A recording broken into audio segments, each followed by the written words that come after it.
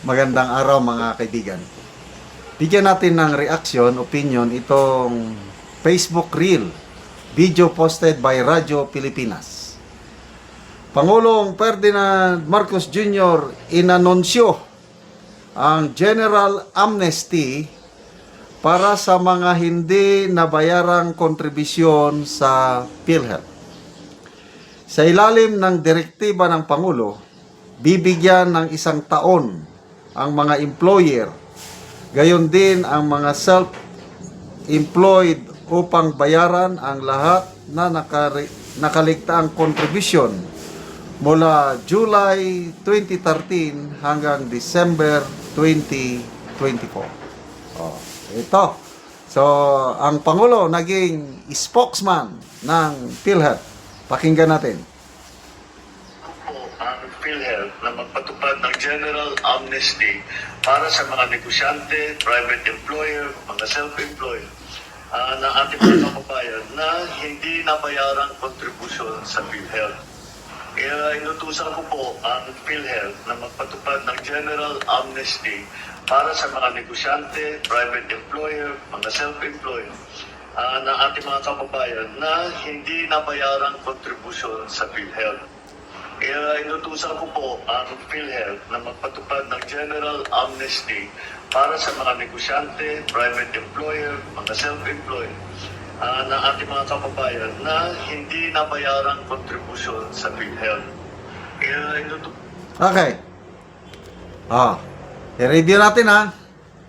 Yung announcement niya tungkol sa PhilHealth nung bago yung malakihang September 21 rally na nangangamba sila baka matulad sila sa Nepal kasi katatapos lang yung naggalit ang mga Gen Z sa Nepal at sinunog ang mga napalayas nilang Prime Minister, napalitan.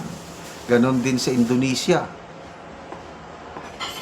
So, September 20 o basta days before yung malaking rally, biglang nag-announce ang Pangulo, ibabalik na natin ang 60 billion pesos na pera ng PhilHealth dahil may savings tayo sa DPWH para, di ba? Ang sarap pakinggan.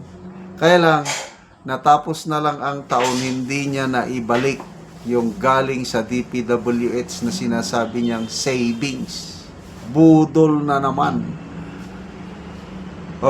Naibalik nga, kailang ipinasok nila sa 2026 budget. Sino ang nagbayad? Sinong nag-shoulder sa 60 billion na ginastos nila sa mga walang kabuluhang flood control projects? Tayo pa rin, mga kababayan. Kaya doble nakaw, sabi ni Attorney Vic Rodriguez, yung ginawa nilang iyon. So, nag-announce lang siya dahil gusto nilang pahupain ang galit ng tao. So, ito ngayon, lumalagapak ang kanyang ratings. 4 na surveys na po. Mga credible survey groups, SWS, Pulse Asia, Publicus Asia, WR Numero, negative ang rating ng Pangulo. Kaya ito, makikita nyo, para bang ang sipag-sipag niyang mag-report ng kanyang mga accomplishments sa taong bayan na to a point, pati yung calamity loan ng SSS, hinihikayat niya ang mga tao na mag-avail na kayo nito para hindi kayo maging biktima ng mga 5-6. So yung style niya sa SSS calamity loan, inulit na naman niya dito sa PhilHealth na amnesty kunuhay. Okay naman. Maganda yon para kailan ang mga tao, kung ako ang nasa trabaho pa ngayon, if I have a choice, ayokong mag-contribute sa PhilHealth. Personal ko lang ito, ha. Kasi, wala rin, kakaunti rin na. Ipunin ko na lang yung monthly contribution ko. Kung malaki-laki, 1,000 plus ata. Ipunin ko na lang. Para kung may nangyari sa akin, may mas madali pang kasi si Congressman Kiko Barsaga, mayroon siyang panukalang ganyan, na gawing optional ang contribution sa PhilHealth, hindi katulad ngayon na mandatory. Wala, may napanood akong video kahapon ba o the other day, kahapon. Isang senior citizen nagrereklamo. Nag-avail siya sa programa ng PhilHealth na tinatawag YAKAP, Yaman ng Kalusugan. Yung kahit wala ka pang sakit, punta ka sa mga accredited clinics, magpa-check up ka, magpa-laboratory test, mga ganon, libre daw. Anong libre? Yung sabi ng yung mga laboratory test at iba pa, ang mahal ang bayad, kaya hindi niya natapos. Nagre-reklamo yung senior citizen. Nagsimula ako alas 8, alas 4 na ako natapos, hindi ko, dahil akala ko libre, yung pala magbabayad ka rin. Ganon yun. So, ganyan ang Pangulo, trying hard. Ratings, naprapraning na sa mga ratings.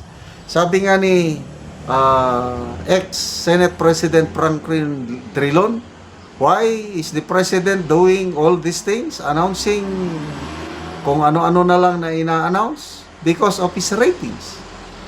Gusto niyang tumaas ang ratings niya.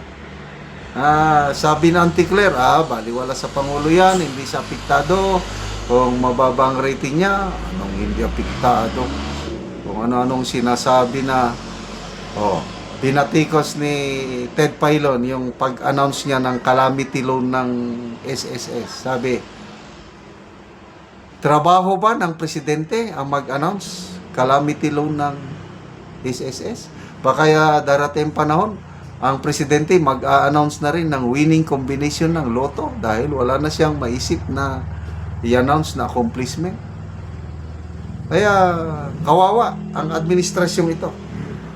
Sana, good luck. Mapataas ninyo ang inyong mga ratings.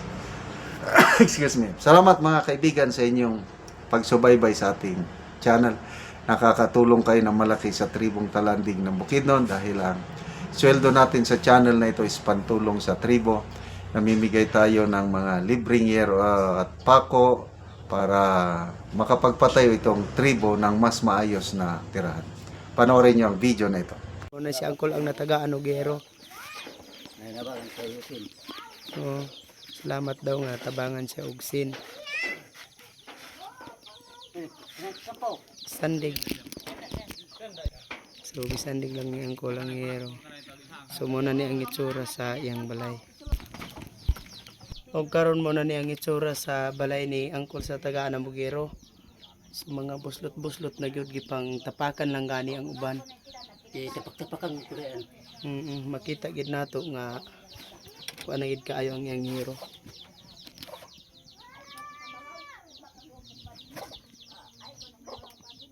So mauna ni ang ilang kahimtang sa ilang panimalay. O karon Kol, pila na ni katuig ang imong balay sa imong atop ngayon ani ang itsura? 12 na katuig. 12 na katuig. Kay kuan na tay kortahan igo naman sa pagkaon. Basta nga daot na ng mga sin. Oo, so lagid ka nakaatop. Awa tama wa ko makaatop. So unsa ra day imong trabaho Kol? Mais, Mais lang. So gabasok lang gyapon. gabasok. So naa kay estudyante Kol wala? Na Pila ka buok imong estudyante? duha. Duha. So unsa na yung mga grade? Grade 5 o grade 6. Grade 6 o grade 5. So kuan gid Kol ba? Taman lang gyud sa estudyante ang imong kwarta. Kari sa mga pagkaon. Galisod gani mo sa inyong pagkaon Kol. Salamat Ginoo nga sa pagtabang sa sin. Oo nga kuan. So naa pa kay asawa karon Kol? Nagkuan nagluto man siya nag-apro na pas hindi na to siya mag. Oh, so nakalakaw siya.